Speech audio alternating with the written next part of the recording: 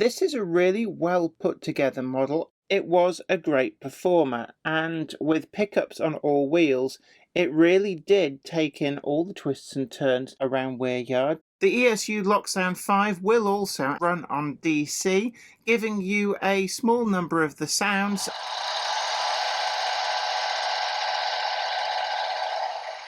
Well, hello there, so great to see you, and I hope I find you well. I'm Jenny Kirk, inviting you up here to Weir Yard, and today we've been delving again into the autumn sales that are going on, and in particular looking through all of the items that TMC has got on offer. And the one that has caught our eye today is the Class 150 that they've got in their autumn sale, both in sound fitted and non-sound fitted. And of course, where would any layout set after 1984 in the UK be without this venerable stalwart of the second generation DMUs? And TMC have very kindly sent over a sound-fitted version of these for us to take a good close look at.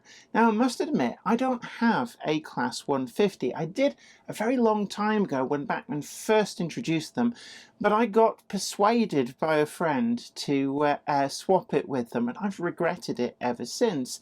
So this is an opportunity to put right what once went wrong and look at the Bachmann 150 in GMPTE livery on offer from the TMC autumn sale and see whether this model is as good as I remember it. So come with me and let's take a good long look and see, is this something that you should be looking at from the autumn sales. Today's video comes in association with Trainomatic, makers of DCT decoders and accessories that are designed by enthusiasts for enthusiasts. Find the full range available to order now at tramfabrique.co.uk. Additional support comes from This is Clark Railworks, and this is what we do. You'll know us from Ellis Clark Trains, and you'll get the same friendly expertise with us too. We've got a huge range of pre-owned model railways from all your favourite manufacturers, and maybe some you hadn't heard of before. It's the place to come for quality. We don't stock substandard models, and everything we sell is fully tested and photographed by model railway experts. No matter whether you model double O gauge, N, HO or more, we have sought after models from all around the world with new listings added every weekday. Check out what's available now at clarkrailworks.com and don't miss out on your latest logo.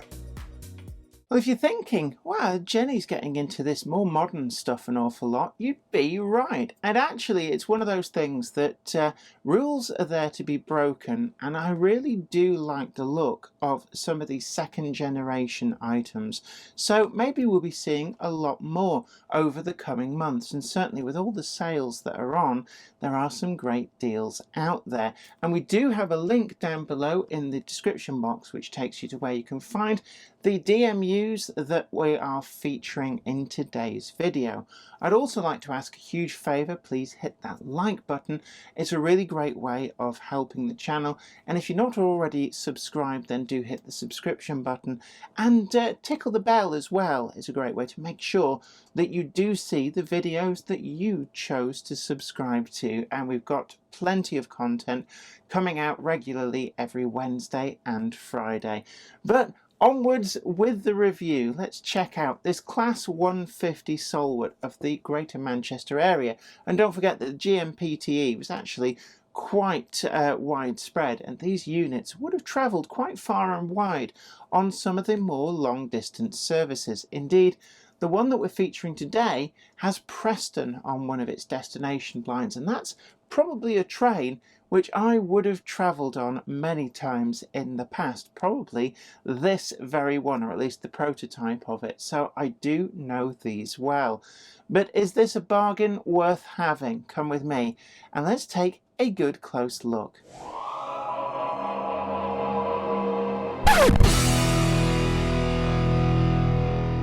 Today we're back delving into the TMC autumn sale, and TMC have actually very kindly sent over to the channel for us to take a good close look at the Class 150 two-car DMU set that is in their autumn sale. They've sent the sound-fitted version. These they're selling at £245. They're also doing the non-sound-fitted version. I think that's at around the £185 mark, which does mean that it's a very favourable uplift to upgrade to sound fitted. Now, the Class 150s are definitely something that, I remember these from when I was younger. They were introduced in 1984. The original pair of Class 150s built by British Rail Engineering Limited. And there was also Class 151s were built to also evaluate with by Metro Camel. And it was the 150s that proved to be more reliable. So they're the ones that got a fleet built of them. And I remember these starting to displace first the Class 108s and then later the 101s on the local branch line, which went through where I lived at the time. And so I've got many memories of starting to get into music, going down into Manchester to Vinyl Exchange, and also, of course, Affleck's Palace, because I was a goth. And definitely at the time, I remember that these were just the trains that ran. They were fairly new, and so looking back, there's some kind of happy memories of that time. Now, these were BR's answer to their ageing heritage fleet, and they were actually very, very successful, so successful that the privatisation entities continue with these. People like First North Western would have been where this probably ended up. And this livery, the Greater Manchester Public Transport Executive, or GMPTE, is definitely its variation on the kind of regional railways look, was certainly a livery that I remember seeing back in the day. The catalogue number on this is 32-930SF for the sound fitted, and as I said before, there is a non-sound version also in the sale. And I'm actually really quite looking forward to this. I must admit, I don't have a Class 150 in my collection, so I'm just going to get it out of the box. We've got this quite heavy-duty outer, and inside it, the model itself is in two separate boxes. And just to show you, so we're up to date, we've got a small potted history of the class on the back of the outer. When I'm actually getting this out of the box, what's interesting is this extra part here, and I'm sure we will figure out what this is about, and I'm not 100% sure, but I'm sure the instructions will enlighten us. So we've got seats and stuff there. So I'm just going to take these both out, and we've clearly got a motor section. I can feel it is heavier, and the trailing section. We've got some additional parts as well in this bag, which appears to include a blanking plate, because this is sound fitted. We've got the front snowplow arrangements, which will require us to take off the couplings, I suspect, some additional detail parts. And we've also got the drawbar, which goes between the two parts of this. So it only needs the single DCC decoder, which is, of course, a major boon. Certainly the Class 105s and 108s from Bachmann required you to put a decoder in both halves, which was definitely something which made it less attractive to DCC fitters, and it's nice to see that Bachmann took on board criticisms and made sure that these were a much better design. So, first impressions, the trailing car is quite light. Compared to the two, there's no mistaking which has the motor in. This is probably, feels like twice as heavy. There's definitely a lot more in there. The wheels on the trailing car do come with pickups, and it'll be interesting to see just what these are connected to. If the entire unit is picking up from the full wheelbase, that's going to make this quite a mighty performer. And you can see that we've got couplings in slimline tension locks, and these are replaceable for those kind of snowplow assemblies, which give that characteristic front end that these units did have if you ever saw them coming into a station. The 150, of course, doesn't have any of the corridor connections that things like the 158s, 159s and 156s have, and certainly these were a very smooth fronted unit, And when they were paired up as more than one set, it did mean that you couldn't walk between the two different sets. That was particularly important if you got on any of the trains which divided midway. And I know that there was a train that divided at Bolton, where one part would go to Blackpool North and the other part would be heading to, I think, Southport. So it was very important you got on the right one, because otherwise you'd have to get out and transfer. Otherwise you'd end up at exactly the wrong place. Now, looking side on, these really do capture the look and feel of these BREL multiple units, with a lot of underfloor detail, and this is separately and individually detailed with the printing process, and this is definitely really quite extensive. We've got the coolant lines, the radiator on there, and we've got the representation of the drive with the engines. We've got a drive shaft there as well. And certainly I can remember sat at Manchester Victoria on one of the platforms that was on the other side, so you could see all of this. And it was possible to see all of that mechanism winding up as these revved up and got underway. The other area, which is again very indicative of these designs, is these huge sort of rubber airbag type assemblies. These are very prominent on this second generation of DMUs, and it's nice to see that they have been captured really well, albeit with the limitations of these need much more bogey swing for train set style curves, and I think that Bachmann have done that in the best way possible. It isn't really obvious that there's too much of a gap there, and that's not going to be too noticeable as it's going around the track. The regional railway livery is perfectly applied. We've got the dark grey at the bottom, the light grey at the top, and then the red and white stripes. And these are crisp and clean. You can see we've got no bleed over or fuzziness between these different colour applications. I also like the crisp M logo for the GMPTE executive. This is a logo that was incredibly long lasting, and certainly it is quite evocative of the period. We've got other additional printed relief on here for the buzzer. These would light up on the actual units. When it pulled into a station, you had to wait for these to light up and then the doors would operate. And then you also had the body side lights here, and these again were a visual indication not just to the passengers but to the crew as well that the doors were unlocked. So these are something which in a way it's a shame aren't actually set up to work on DCC, although I'm sure in the future it's something that Bachmann would bring to this model as upgrades are forthcoming. There's more detail down here. I do love all this. It's so subtle yet effective, and the rendition of this below frame black is quite nicely done.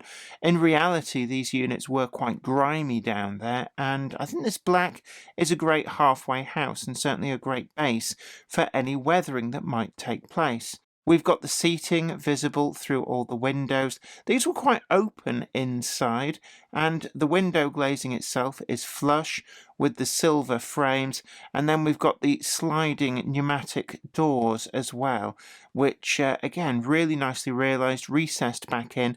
These would slide into kind of crevices within the wall on either side, which is why those windows don't go right up to the windows. And then we've got the crew egress here, labelled as private, but we've also got the handrails too, which allowed the driver and guard to be able to get out onto track level with the ladder on the bogie. The bogies themselves capture this much more utilitarian look of this primary and secondary suspension. We've really moved on from the days of first generation DMUs. There's a lot of weight saving, there's a lot of very clever engineering gone into these, and this is captured really well with blackening on the front faces of the wheels to really finish off that scene. The front face of this model is captured very, very well. The unit numbers were always painted on here. So we've got 150, 133, separately applied handrails, and Preston on the destination blind. And then we've got the driver's compartment, windscreen wipers, overhead warning flashes, and then we've got the lighting clusters down here, and I am expecting them to be fully functional, both on DC and DCC. Again, looking down the side, looking at the other side, we've got that very open area at the front with the sideways facing seating, carefully replicated, and that regional railways with the BR double arrow up there is nicely printed too. Just going to put that to one side, and we're going to turn our attention to the driving portion of this unit.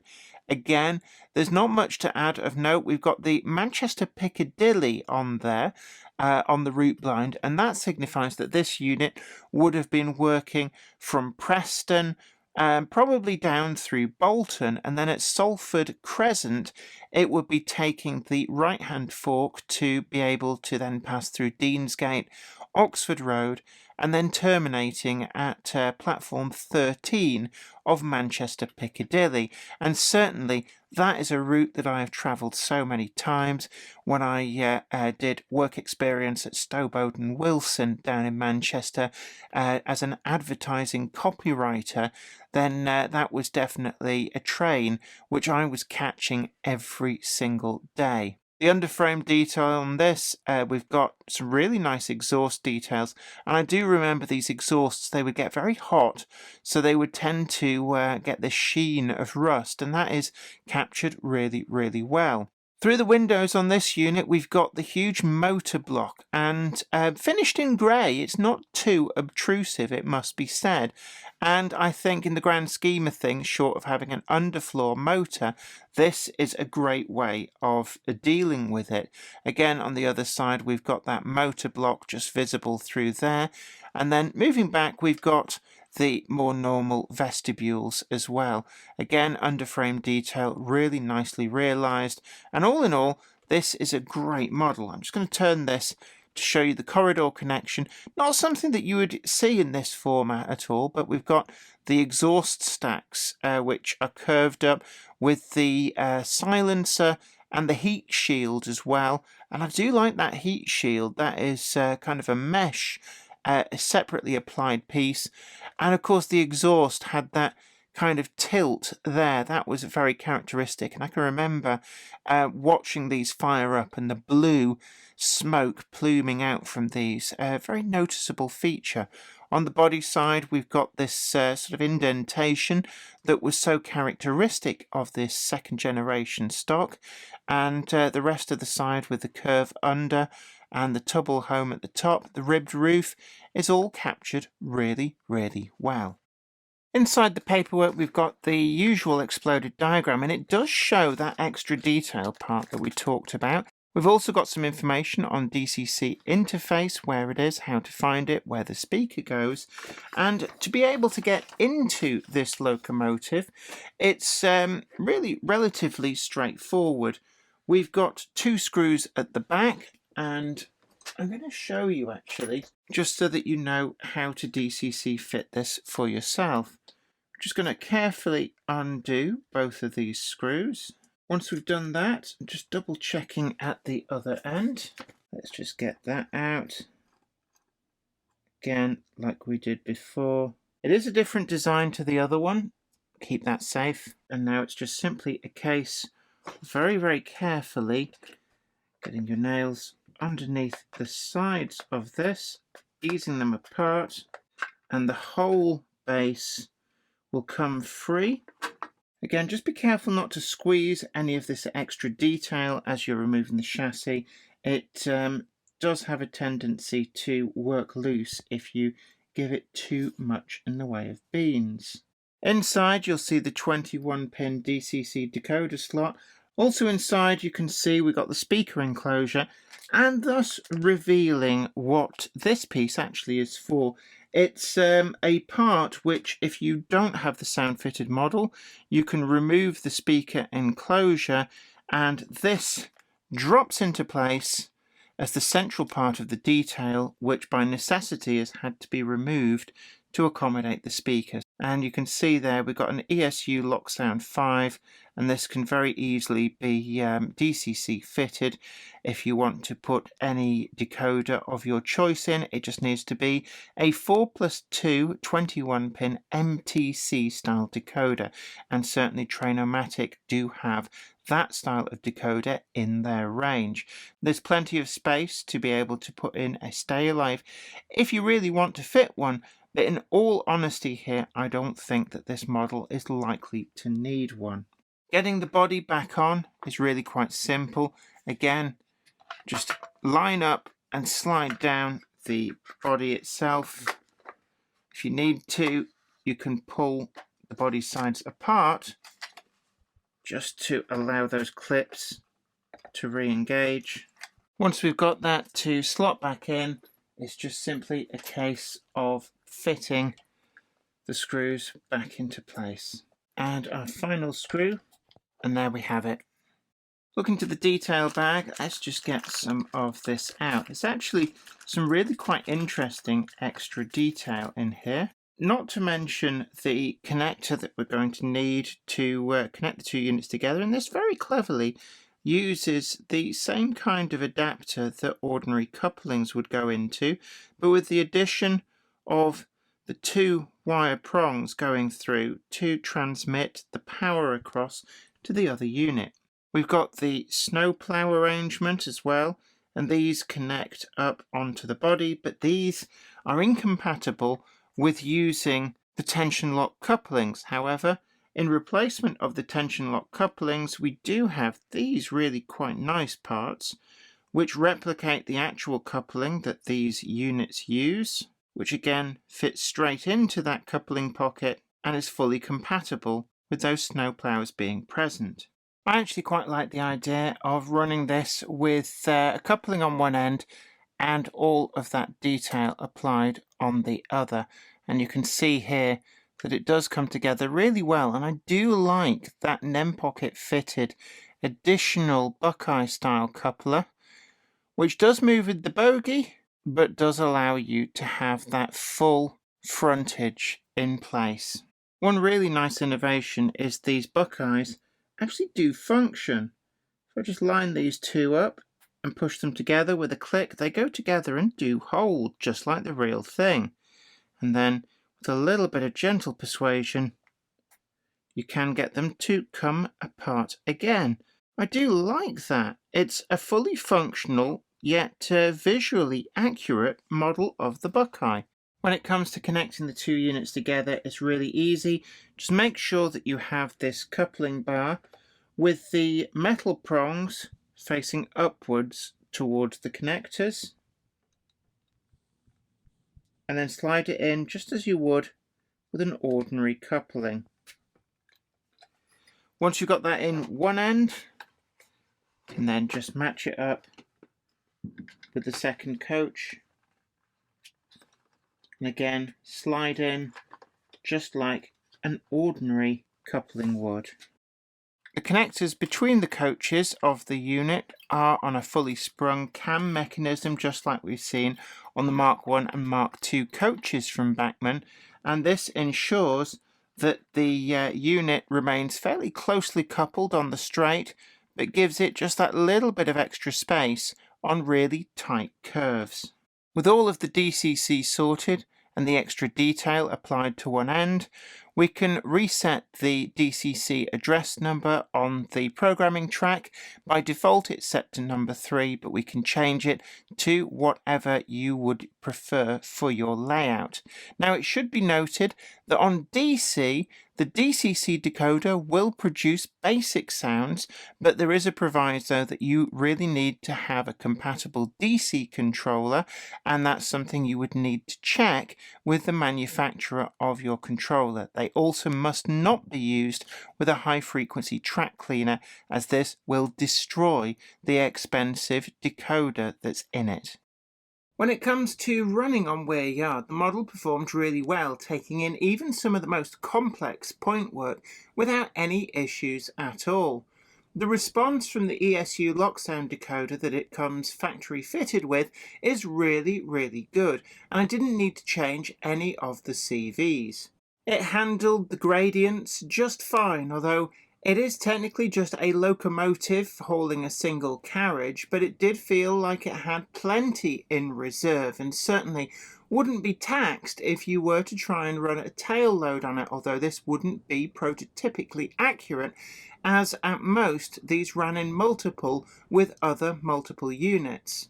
I couldn't run it around the Torture test track because of clearances. It's not the radius 1 curves that proved to be a problem, but simply that these are actually quite long coach bodies and do overhang a bit, and there's also plenty below the sole bar to get caught up on my scenery, so it wasn't able to get round. However, on the gradients themselves, it handled these pretty well. The thing I like about the sound installation is that it is set up to play some of the spot sounds at opportune moments.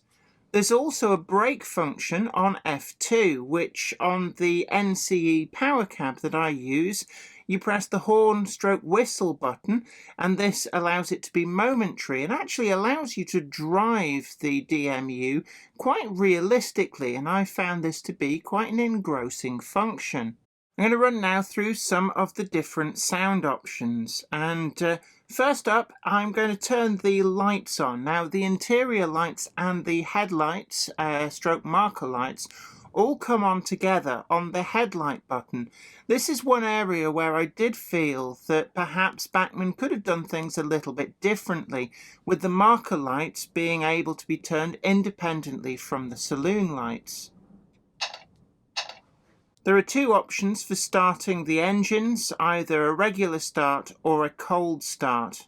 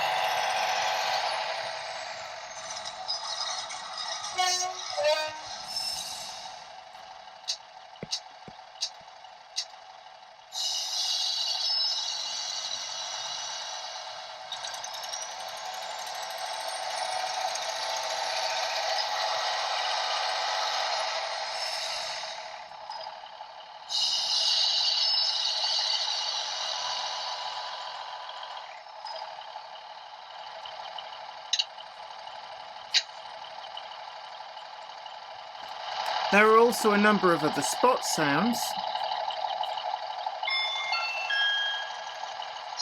well away from the edge of platform 4. The approaching train is not scheduled to stop at this station.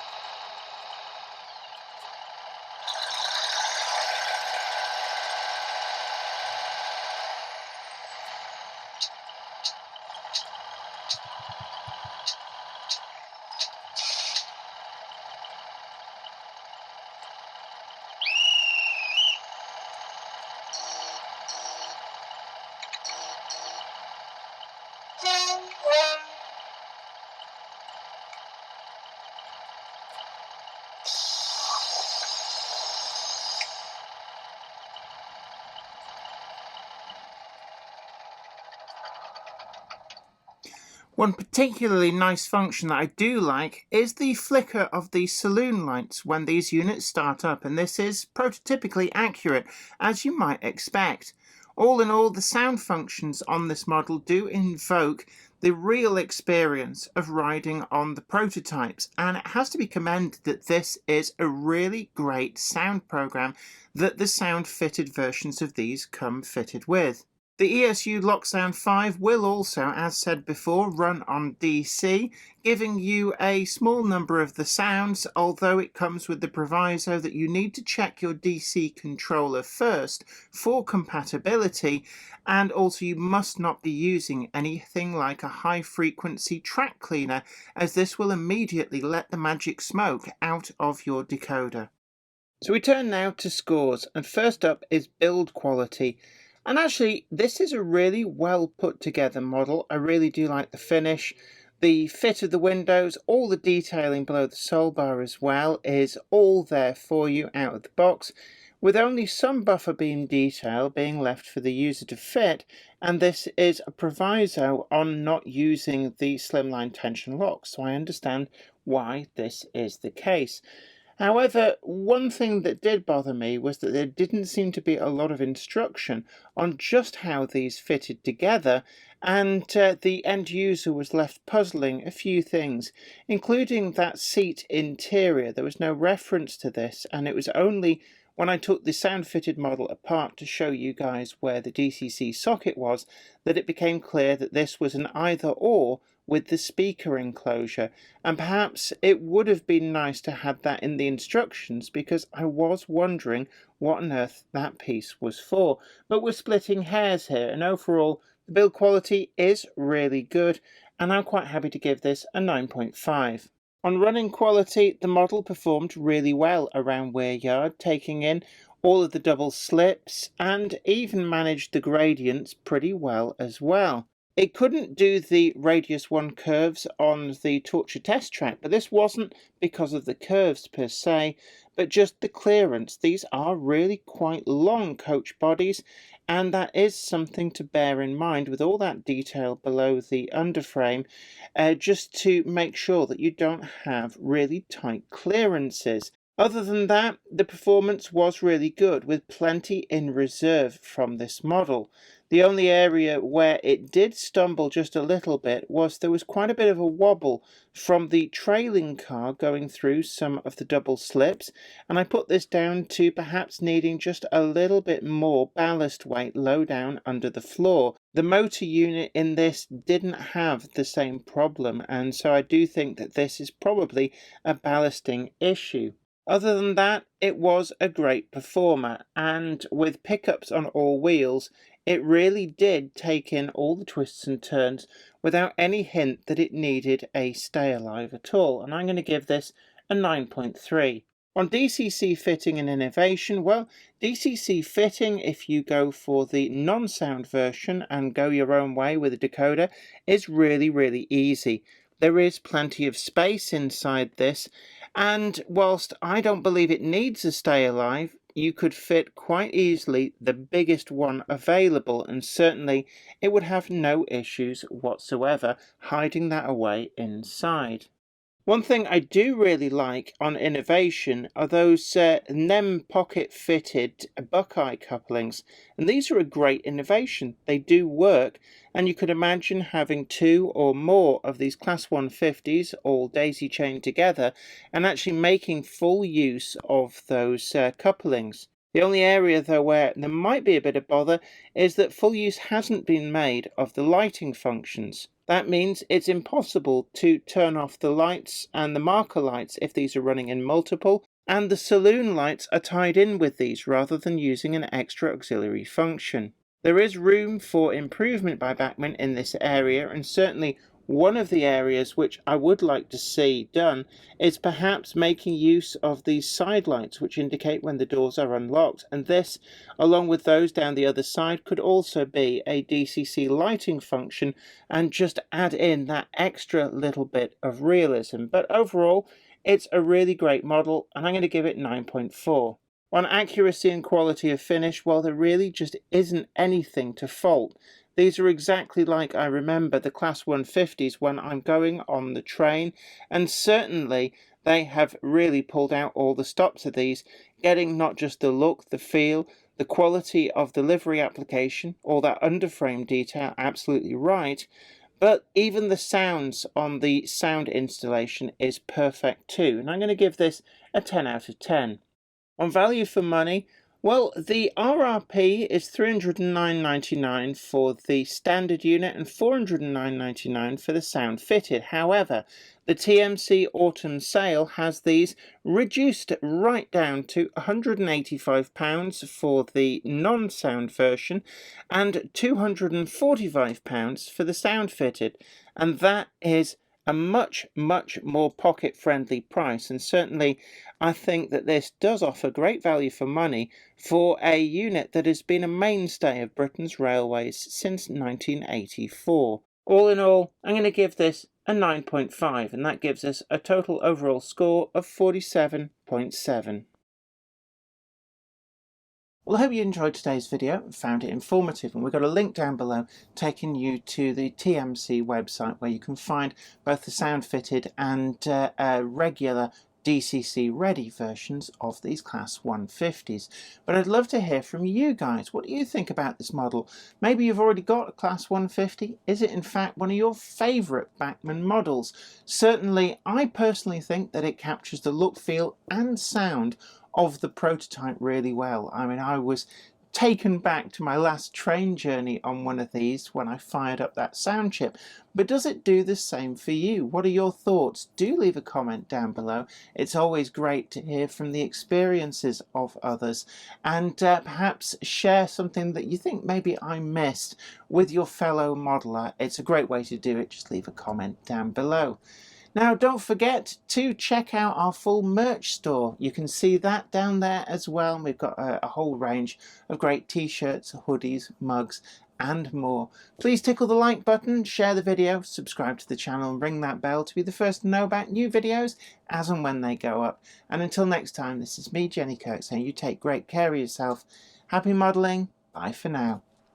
Today's video comes in association with Trainomatic, makers of DCC decoders and accessories that are designed by enthusiasts for enthusiasts. Find the full range available to order now at tramfabrique.co.uk. Additional support is provided by... This is Clark Railworks, and this is what we do. You'll know us from Ellis Clark Trains, and you'll get the same friendly expertise with us too. We've got a huge range of pre-owned model railways from all your favourite manufacturers, and maybe some you hadn't heard of before. It's the place to come for quality.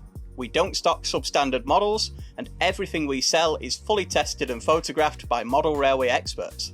No matter whether you model OO gauge, N, HO or more, we have sought after models from all around the world with new listings added every weekday. Check out what's available now at clarkrailworks.com and don't miss out on your latest logo. I'd like to thank everybody over on Patreon, and an extra special huge thanks goes out to our Patreon heroes. Without you guys over on Patreon, we really wouldn't be able to keep making the video content that you see on this channel. And don't forget that you can also head on over to patreon.com/JenniferKirk and check out the different tiers of rewards. Thank you so much. You are absolute legends.